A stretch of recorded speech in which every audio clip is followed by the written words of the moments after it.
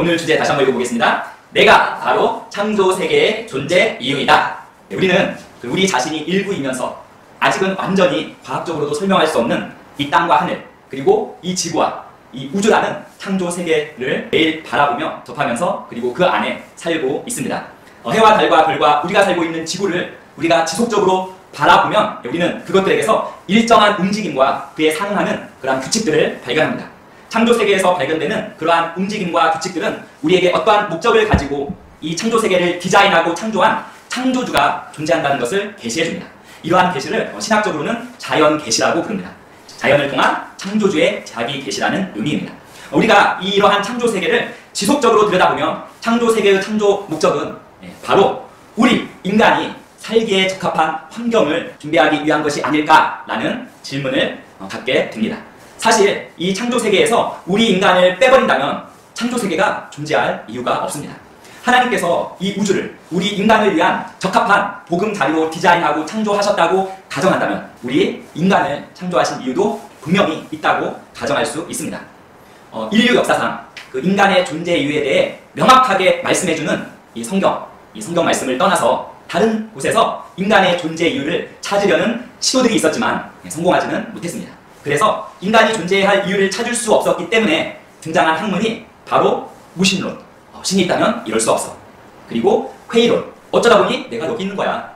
그리고 유물론, 모든 것은 생각 없는 물질로 되어 있을 뿐이야. 이러한 학문들이었습니다. 그리고 초기의 과학은 이 창조 세계를 기계론적으로 설명하려는 이 무신론과 유물론이 중심에 있었습니다. 하지만 똑똑한 과학자들이 창조 세계의 설명할 수 없는 신비들과 기적들을 더 많이 탐구해 가면서 그들 가운데 많은 이들이 점점 더 창조 세계의 창조주를 의식하게 되었습니다.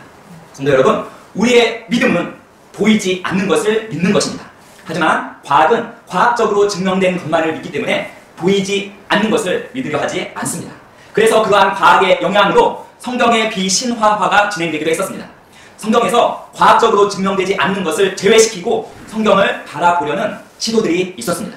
반면 성경의 많은 기적들과 이적들을 과학적으로 합리적으로 설명해 보고자 하는 시도들도 있었습니다. 하지만 그러한 시도들은 사람들의 관심을 잠시는 끌었을지 몰라도 신앙인들을 만족시키지는 못했습니다. 어떤 신앙인들은 신앙과 과학 둘 중 하나만을 택해야 하는 기로에 서야 했었고, 또한 어떤 신앙인들은 신앙과 이 과학 사이에서 위험한 줄타기를 해야만 했었습니다. 그런데 이제 놀라운 역전이 시작되었습니다. 21세기에 들어서 과학이 더욱더 발달하게 되면서 과학이 그동안 증명하지 못했던 이론이나 가설, 그리고 상상력에만 의존했던 보이지 않는 것들의 실체를 증명하기 시작한 것입니다.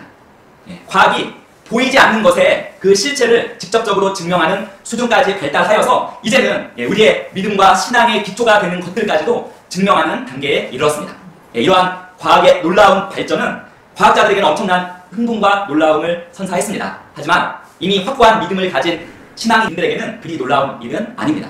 그러나 확고하지 못한 믿음을 가진 신앙인들에게는 놀라운 일일 수 있습니다. 지금 우리는 최신 과학을 통해 믿음과 말씀의 실제가 증명되는 시대를 살고 있습니다. 이제 하나님의 말씀은 우리의 믿음의 영역에서만이 아니라 과학의 영역에서도 증명되어지는 말씀이 되어가고 있는 것입니다. 자, 히브리서 11장 1절 같이 읽겠습니다. 이제 믿음은 바라는 것들의 실체요 보이지 않는 것들의 증거니. 이제는 과학도 이 실체와 증거를 증명해 줍니다. 히브리서 11장 3절 읽겠습니다. 믿음을 통해 우리는 세상들이 하나님의 말씀으로 지어진 줄을 깨닫나니 그런즉 보이는 것들은 나타나 보이는 것들로 만들어지지 아니하였느니라.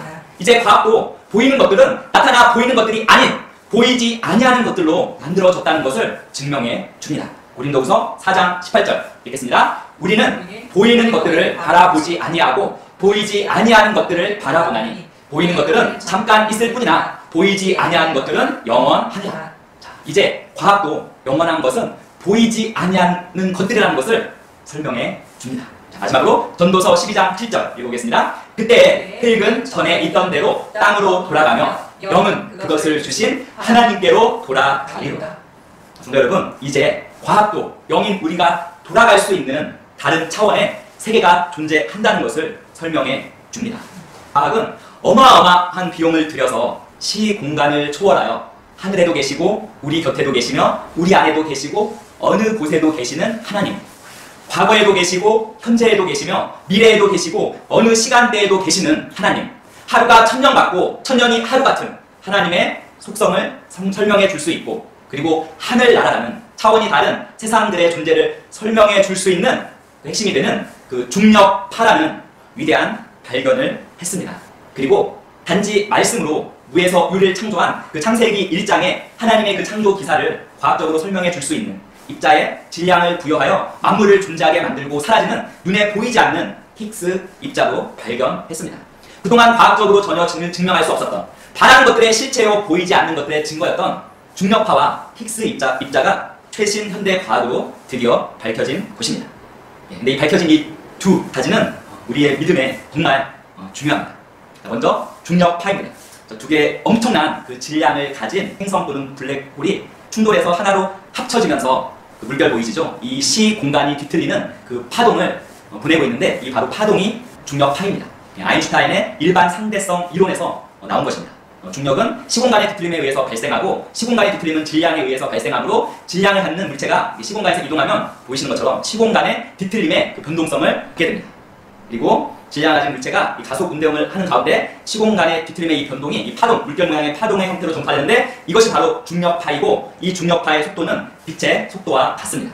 1905년 프랑스 수학자가 이 중력파를 처음 제안했었고, 1916년에 그 아인슈타인의 그 일반 상대성 이론에서 이 중력파의 존재가 이론적으로 예측된 이래로 간접적으로만 그 존재가 간혹 확인되었지만, 그 아인슈타인이 그 이론에서 중력파를 이야기한 지 100년이 지난 지금 미국의 그 중력파 관측소입니다. 이게 라이고라고 하는 중력파 관측소에 의해서 그 중력파의 존재가 직접적으로 관측되었습니다. 총 1994년부터 시작해서 2002년에 완공되었고요. 총 건축 및 업그레이드 비용이 약 1조 2천억 원 드는 레이저 간섭계 중력파 관측소를 미국에서 제작했고, 결국에는 2015년 9월 14일에 이 중력파를 검출하게 됩니다. 근데 보이시는 것처럼 양쪽으로 이 콘크리트 관으로 4km 되는 그 직각 모양이고요. 이 콘크리트 관 안에는 레이저를 쏘고, 이 직각의 끝에는 그 반사하는 거울이 있습니다.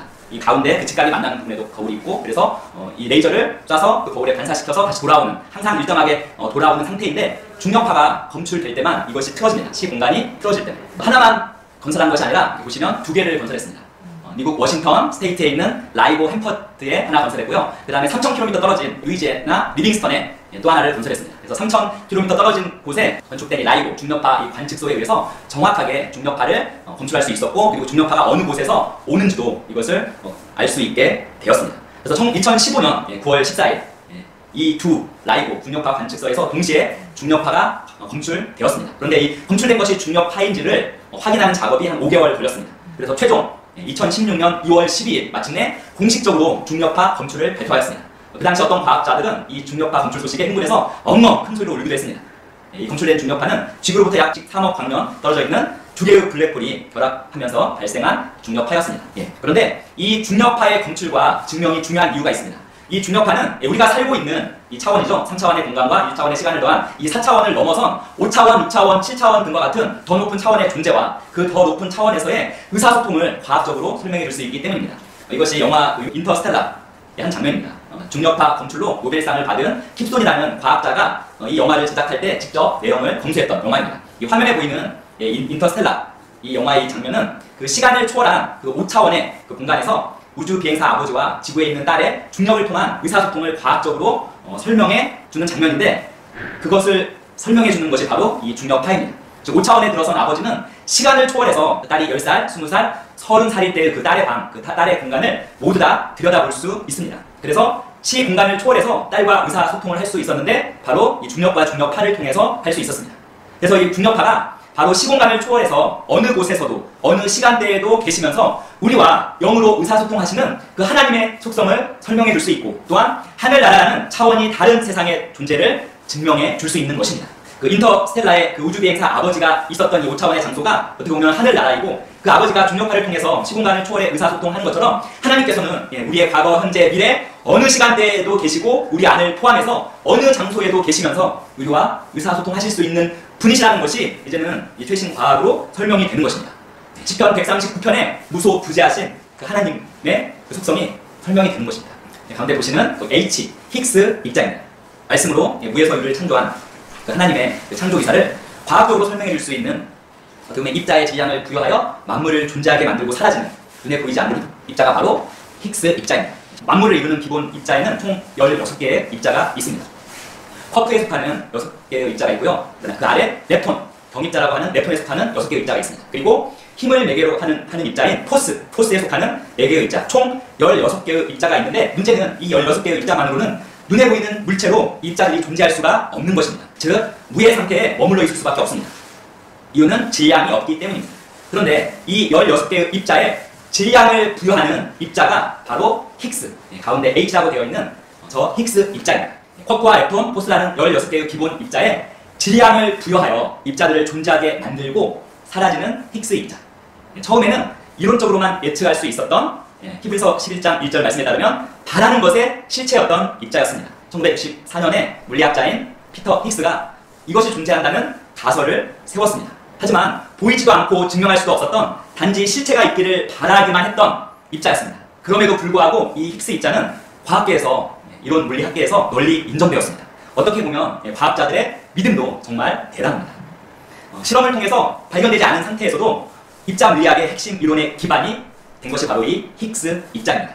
이 힉스 입자는 다른 입자들에게 질량을 부여하고는 금방 사라지기 때문에 이것을 발견하기가 쉽지 않았습니다. 이 입자를 발견하는 데 든 비용은 정말 어마어마합니다. 실패한 것까지 합쳐서 이 힉스 입자를 발견하는데 우리나라 돈으로 총 13조 원 정도가 들었습니다. 아까 그 중력파를 증명하는데도 1조 원 정도의 정말 돈이 들었는데 이 힉스 입자는 이걸 증명하는데 13배인 13조 원이 들었습니다. 돈이 많이 들었기 때문에 처음에는 미국에서 이 입자를 발견하려는 시도가 있었습니다. 1990년대에 연구를 시작했습니다. 자세히 보시면 이 규모가 엄청나다는 것을 알 수 있습니다. 하지만 힉스 입자를 발견하는 데 실패하고 거의 20여 년이 지난 2011년에 이 연구소는 폐쇄됩니다. 이 연구소에 든 총 비용이 약 2조 원이었습니다. 결국 이 힉스 입자를 발견하지도 못하고 그냥 2조 원을 낭비한 것입니다. 그런데 이대로 그냥 힉스 입자를 발견하지 못하나 했는데 유럽에서 시도합니다. 유럽. 근데 이 유럽의 입자 물리 연구소에서 이걸 시도하는데 지금 미국에서 시도했던 것보다 그 규모가 엄청난 것을 볼 수 있습니다. 그 반경, 그 콘크리트 왕 같은 것을 미국에서는 한 2-3km 정도였는데 27km나 되는 엄청난 시설을 건축하게 됩니다. 이 총 건축 비용이 약 11조 원이 들었습니다. 그리고 2012년 7월 4일에 힉스 입자로 보이는 입자를 발견하였다고 발표하였고 또 이것을 확인해야 되니까 8개월이 지난 2013년 3월 14일 이 힉스 입자의 발견을 공식적으로 밝히게 됩니다. 놀랍지 않습니까? 이처럼 그 과학이 비로소 신 존재를 증명해주고 우리의 믿음을 증명해주는 단계에 드디어 이르렀지만 우리는 과학을 통해서는 온전히 하나님을 만나거나 또는 창조에 대한 하나님의 목적을 알 수는 없습니다. 하나님을 알 수 있는 인간의 능력은 하나님이 영이시라는 사실에 기인하지만 인간은 영이신 하나님과 접촉하지 못합니다. 인간은 본성상 영이신 하나님과 분리되어 있기 때문입니다. 인간은 오감을 통해 창조 세계를 접촉할 수 있지만 오감을 통해 하나님과 접촉할 수는 없습니다. 인간은 물리적인 창조 세계에 대해 상당히 많은 지식을 축적해왔지만 여전히 하나님께서 인간을 창조하신 이유를 발견할 수는 없습니다. 이는 곧 우리 인간 스스로는 하나님을 찾을 수 없다는 사실을 알려줍니다. 결국 하나님께서 그분 스스로를 인간에게 계시하셔야만 인간이 하나님을 찾을 수 있습니다. 이것을 하나님의 자기 계시라고 부릅니다. 그래서 하나님께서는 인간에게 그분 자신에 대한 계시를 주셨습니다. 그리고 하나님께서 인간에게 계시를 주실 때는 인간의 딱 수준에 맞추어서 주셨습니다. 그리고 우리는 이를 계시 지식이라고 부릅니다. 우리의 거듭난 영을 통하여서 하나님의 말씀인 성경으로부터 우리는 그 계시 지식을 얻는 것입니다. 고린도전서 2장은 이 계시에 대해서 다음과 같이 설명합니다. 같이 읽어보겠습니다. 사람의 것들을 사람의 속에 있는 사람의 영 외에 누가 알리오? 이와 같이 하나님의 것들도 하나님의 영 외에는 아무도 알지 못하느니라. 인간은 그 감각 지식에 제한되어 있기 때문에 다른 사람들의 속 사정을 알 수는 없습니다. 하지만 인간은 말이라는 매개체를 통해서 자신의 그 속마음을, 속사정을 다른 사람에게 전달할 수 있습니다. 하나님께서도 인간에게 자신을 알리시려는 열망으로 그분의 속사정과 그 목적을 인간이 시각으로 보고 청각으로 이해할 수 있는 말씀으로 나타내셨습니다. 고린도전서 2장 12절 읽겠습니다. 이제 우리가 세상의 영을 받지 아니하고 하나님으로부터 난 영을 받았으니 이것은 우리가 하나님께서 우리에게 값없이 주신 것들을 알게 하려 함이라. 13절 계속해서 읽습니다. 또한 우리가 그것들을 말하되 사람의 지혜가 가르치는 말로 하지 아니하고 성령님께서 가르치시는 말로 하나니 곧 영적인 것들은 영적인 것으로 분별하느니라. 성경은 하나님께서 인간에게 주신 유일한 계시입니다. 그래서 우리가 하나님을 알거나 접촉할 수 있는 다른 통로는 없습니다. 그러므로 우리는 하나님께서 인간을 창조하신 이유, 그 인간의 존재 이유를 알기 위해서 그분의 계시인 성경으로 다시 돌아가야 하는 것입니다. 우리가 성경을 통해 창조 세계에 대해 알 수 있는 것, 첫 번째, 같이 한번 읽어보겠습니다. 지구는 우주가 존재하는 이유이다. 지구는 우주가 존재하는 이유이다. 지구는 우주에 있는 그 어마어마한 그 천체와 그 별들, 그 수와 크기에 비하면 너무나도 작습니다. 정말 이 지구가 인간이 사는 행성이 아니었다면 지구는 우리의 관심의 대상에 속하지 않았을 것입니다. 창세기 1장은 지구가 하나님의 놀라운 계획 안에서 중요한 자리를 차지하고 있음을 알려줍니다. 창세기 1장 14, 19절은 지구가 바로 이 어마어마한 우주 공간 속에서 각자의 궤도를 돌고 있는 그 수많은 천체와 별의 존재 이유인 것을 계시해 줍니다. 과학은 이 거대한 우주에 있는 행성과 이 태양과 달과 항성이 우리의 지구에 영향을 끼친다는 사실을 그동안 많이 증명해 왔습니다. 지구는 태양으로부터 약 1억 5천만 킬로미터 떨어져 있습니다. 하지만 그 태양의 그 엄청난 열과 빛의 혜택을 받고 있습니다. 그 태양의 열과 빛으로 말미암아서 지구는 다양한 기후 조건을 갖게 됩니다. 그리고 그 기후 조건이 이 지구라는 이 행성에 살고 있는 우리 인간과 동물과 식물의 생명을 유지하도록 하는 것입니다. 그래서 이돌 캐년 목사님이 이 지구에 대해서 쓴 말이 있습니다. 너무나 마음에 다가와서 같이 한번 읽어보도록 하겠습니다. 읽습니다. 인간이라는 그 보배로운 화물을 싣고 있는 지구라는 작은 공은 백이라는 투명한 상자에 넉넉하게 보호된 채로 태양 주위를 부드럽게 날아다닌다. 인간이라는 보배로운 화물을 싣고 있는 이 지구라는 아주 작은 이 공은 백이라는 투명한 상자에 넉넉하게 보호된 채로 태양 주위를 부드럽게 날아다닌다. 태양이 있어야 하는 이유, 바로 지구입니다. 그리고 그 지구 속에 있는 바로 인간을 위해서 존재하는 것입니다. 창세기 1장 14절 읽어보겠습니다. 하나님께서 이르시되 밤에서 낮을 나누도록 하늘의 궁창에 광채들이 있고 또 그것들은 소적들과 계절들과 날들과 해들을 나타내라. 바다의 조수 간만의 차는 바로 하늘에 있는 천체에 의해 영향을 받습니다. 이 지구의 더위와 추위, 계절들과 날들과 해들은 바로 이 천체에 의해서 영향받습니다. 그래서 이 천체들이 우리에게 징조와 사계절과 여러가지 더위와 추위, 가뭄과 폭풍을 가져다로 이 지구를 섬기기 위해서, 즉 지구를 위해서 이 천체들이, 광채들이 하늘에 위치하고 있다는 것을 우리는 알 수 있습니다. 사실 인간이 만든 그 어떠한 시계도 완벽한 시간을 제공할 수 있는 시계는 없습니다. 하지만 하나님께서 완벽한 시간을 제공하는 것이 있는데 바로 하늘에 있는 모든 별들과 태양과 행성들의 그 지나는 그 길, 그 지점을 통해서 완벽한 시간을 제공하십니다. 어떤 그 행성은 수십 년 동안 보이지 않을 수도 있지만 그 정해진 시간이 되면 1초의 오차도 없이 하늘의 특정한 지점에 나타나는 곳입니다.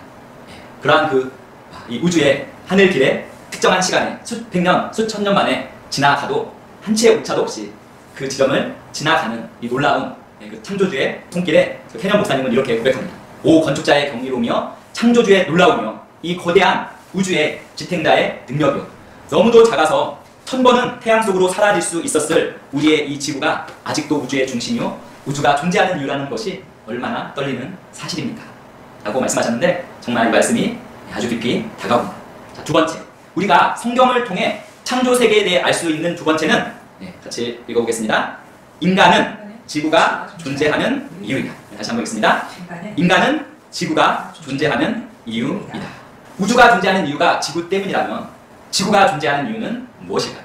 창세기 1장에서는 그 창조 기사를 제공합니다. 첫째 날 무엇을 창조했죠? 빛을 창조했습니다. 둘째 날은 궁창을 창조했습니다. 셋째 날은 땅과 바다 그리고 육지 식물을 창조했습니다. 넷째 날은 해, 달, 별을 창조했습니다. 다섯째 날에는 물짐승과 날짐승 그리고 여섯째 날에 땅짐승을 창조했고 마지막으로 인간을 창조하셨습니다.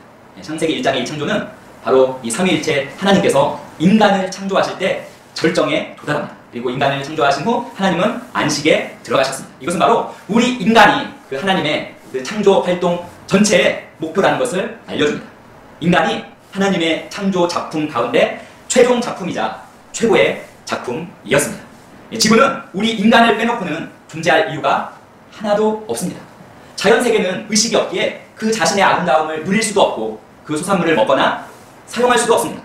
하나님께서 그분의 형상대로 창조된 인간을 이 지구에 두셨을 때에만 거대한 우주를 창조한 이유가 있게 되는 것입니다. 하나님께서는 바로 우리 인간에게 그분의 창조의 솜씨의 아름다움을 누리고 그 풍성한 자원을 쓸 수 있는 능력을 부여하신 것입니다.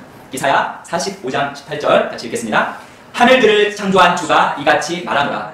하나님은 친히 땅을 조성하고 만들며 견고하게 하였으되 땅을 헛되이 창조하지 아니하고 사람이 거주하도록 조성하였느니라. 나는 주니라. 나 외에 다른 이가 없느니라.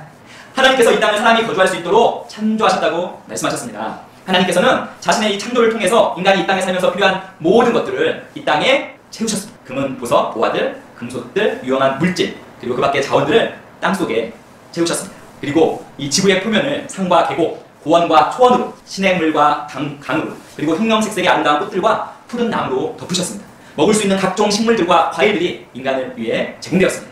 즉 인간의 필요와 그 기쁨을 디자인하신 위대한 건축자이신 이 창조주 하나님께서는 인간이 아직 태어나지 않았는데도 인간의 필요를 미리 아시고 창조의 놀라운 계획 가운데 그 필요를 채우신 것입니다.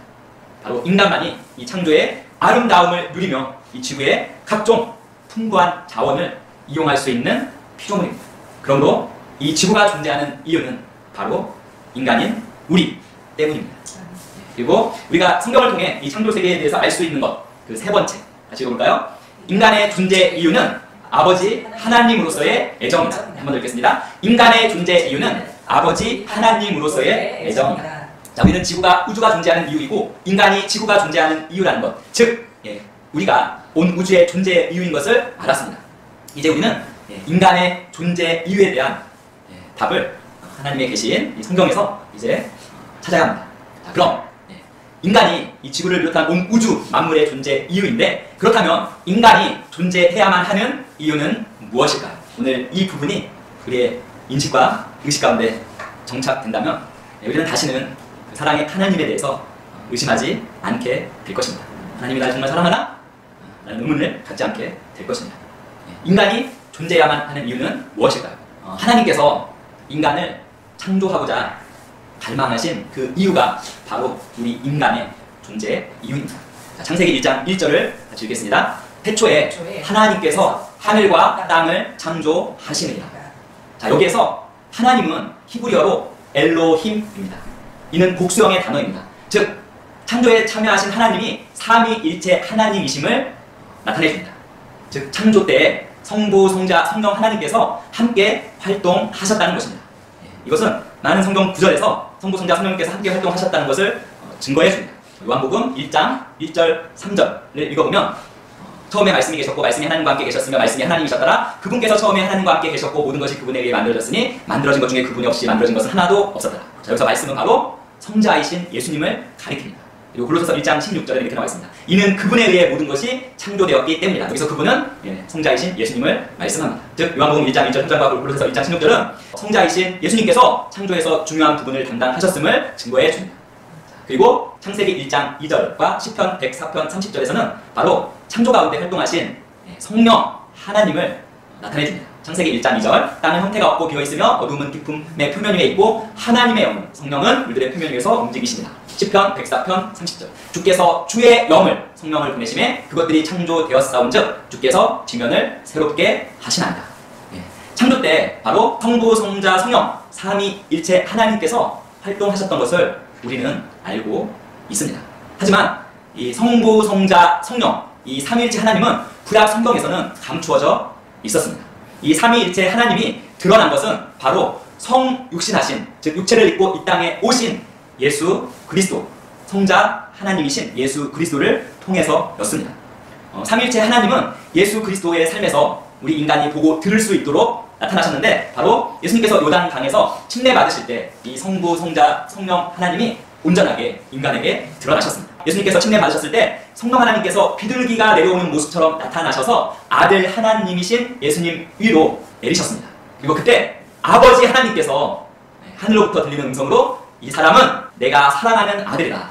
내가 그를 매우 기뻐하노라고 말씀하셨습니다. 즉 예수님께서 침례 받으실 때 성부, 성자, 성령 삼위 하나님께서 모두 등장하신 것입니다. 마태복음 28장 19절도 바로 삼위일체 하나님께서 아버지와 아들과 성령님이심을 계시해 주십니다. 마태복음 28장 19절 아시죠? 그러나 너희는 가서 모든 민족들을 가르치고 제자로 삼고 아버지와 아들과 성령의 이름으로 그들에게 세례, 침례를 주며.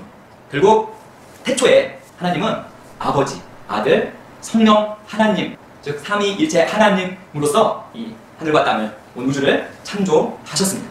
하나님께서는 결국 태초부터 아버지 하나님이셨습니다. 아버지 하나님. 하나님의 아버지로서의 본성은 영원하십니다. 즉 아들과 딸을 향한 아버지 하나님의 그 사랑과 애정, 그 갈망을 이해할 수 있습니다. 에베소서 3장 14, 15절 같이 읽습니다. 이런 까닭에 내가 우리 주 예수 그리스도의 아버지 곧 하늘과 땅에 있는 온 가족에게 이름을 주신 분께 무릎을 꿇고 비노니. 이 말씀은 인간의 그 가족의 아버지 없이 아버지 하나님께서 오형이 되셨다는 것을 나타내줍니다. 하나님께서 본질상 영원한 아버지 하나님이셨기 때문에 아버지로서의 애정 역시 존재하는 것입니다. 그래서 아버지의 이 애정을 가지신 하나님께서 자녀를 갈망할 수밖에 없는 것은 당연합니다. 그러므로 하나님께서는 자녀로서 그분과 동행할 우리 인간을 창조하기로 계획하신 것입니다. 언제부터? 창조 전부터. 에베소서 1장 4, 5절 같이 읽겠습니다. 곧 우리가 사랑 안에서 자신 앞에 거룩하고 흠이 없게 하시려고 창세전에 그분 안에서 우리를 택하셨으며 자신의 크게 기뻐하시는 뜻에 따라 우리를 예정하사 예수 그리스도를 통해 자신의 자녀로 삼으심으로써. 하나님께서는 세상을 창조하시기 전에 그분의 꿈같은 계획 가운데 우리 인간을 자신의 자녀가 되도록 예정하셨습니다. 인간은 아버지 하나님의 이 사랑과 애정 안에서 자녀의 자리를 차지하도록 이미 창세 전부터 예정되어 있었던 것입니다. 결국 우리 인간의 창조는 바로 자녀를 향한 아버지 하나님의 갈망, 즉 아버지로서의 그 애정에 대한 응답이었습니다. 우리는 하나님의 전지전능하시고 무소부재하신 속성들에 대해서 배워왔습니다. 하지만 우리는 하나님께서 그 무엇보다, 그 어떠한 속성들보다 먼저 아버지 하나님이시라는 사실을 간과했습니다. 하나님께서 가지신 그 아버지로서의 애정과 그 사랑과 우리를 향한 갈망이 바로 우리 인간의 창조의 이유였습니다. 자녀를 향한 아버지의 관심을 드러내는 수많은 성경 구절이 있습니다. 아버지의 마음. 하지만 이 사탄이, 마귀가 아주 교묘하게 우리 마음과 생각을 어둡게 해서 하나님을 아버지 하나님으로서 그 본성을 보지 못하게 했습니다. 그래서 많은 그리스도인들이 하나님께서 자신의 진정한 아버지라는 의식을 갖고 있지 못합니다. 이 아버지 하나님에 대한 무지가 하나님의 사랑을 우리가 누리고 체험하지 못하도록 하는 것입니다. 우리가 아버지 하나님에 대해서 무지하게 된 이유는 우리가 우리의 마음과 생각이 하나님의 말씀으로 새롭게 되지 않고 계시 지식이 아닌 감각 지식의 수준에 머물러 있었기 때문입니다. 우리는 우리의 마음과 생각이 하나님의 말씀으로 새로워져야 한다는 그 사실을 우리는 인식하고 감각 지식이 아닌 하나님의 말씀이 우리의 심령을 차지하도록 해야 합니다. 그동안 말씀이 아닌, 계시 지식이 아닌 감각 지식이 계속 발동해 왔습니다. 요한일서 1장 1, 2절 같이 읽어보겠습니다. 처음부터 계셨던 그것, 즉 생명의 말씀에 관하여는 그것을 우리가 들었고 우리 눈으로 보았으며 자세히 살펴보았고 우리 손으로 만졌노라. 그 생명이 나타나심에 우리가 그것을 보았고 또 아버지와 함께 계시다가 우리에게 나타나신 그 영원한 생명을 증언하며 너희에게 보이노라. 자, 예수님께서 친히 인간의 몸을 입으셨고 이를 통해서 인간에게 나타나셨습니다. 그래서 우리가 눈으로 보았고 살펴봤고 우리 손으로 만져본 바 되었습니다. 근데 인간의 마음과 생각은 항상 감각 지식을 통한 이 알을 추구합니다. 하지만 하나님 아버지는 영적 존재이시기 때문에 감각 수준이나 차원에서는 결코 우리가 알 수 없습니다. 그래서 이 인간의 마음과 생각은 하나님 아버지에 대한 그림을 잘 그리지 못합니다. 즉 거듭났을 때조차도 예수 그리스도의 생명에 관한 그 과거의 감각 지식이 그 삶에서 아버지가 차지해야 하는 그 자리를 차지해버린 것입니다. 이것이 무슨 말인가 하면 인간의 마음과 생각은 볼 수 있었고 만질 수 있었던 예수 그리스도에 대해서는 그림을 그릴 수 있었기 때문에 그리스도를 찬양하고 경배하면서 예수님께 기도하는 그러한 것들은 발달시켜 왔습니다. 하지만 하나님 아버지에 대한 지식과 알은 발달시켜오지 못한 것입니다. 하지만 우리가 하나님의 말씀으로 새로워짐으로 말미암아서 다시금 우리가 놓치고 있었던 하나님 아버지에 대한 이 의식과 알을 다시 찾아야 하는 것입니다.